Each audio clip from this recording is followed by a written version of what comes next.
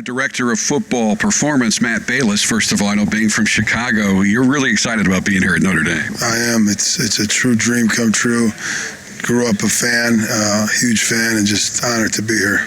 You just worked with Bob Diaco, head coach at UConn, that I know, a gentleman very well known to all of us, very close to Coach Kelly. You've worked with some other guys that will ring some bells with Irish fans, Mickey Mariotti, Urban Meyer. So talk a little about your philosophy in terms of strength and conditioning for a football program.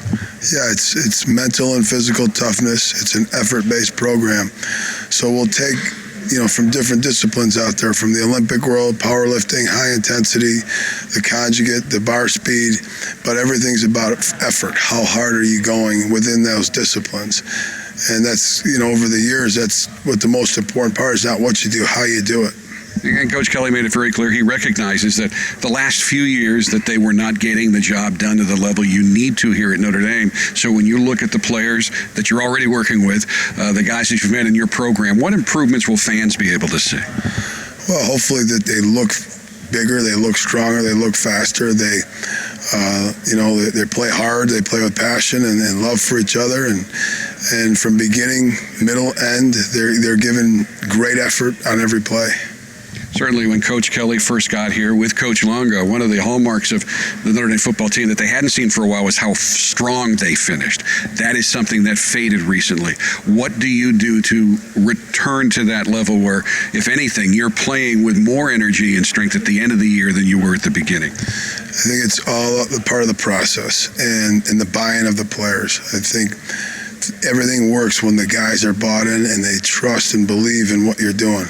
And as long as we as coaches continue to give our best and give great effort and expect the same thing from the players, you'll see those kind of results. You're going to be working with Jacob Flynn and David Grimes, holdovers from the previous strength and conditioning coach. And you're also bringing in a very interesting guy from the IMG Academy, that very impressive high school program down in Florida by the name of David Ballou. Talk about how he is going to help you.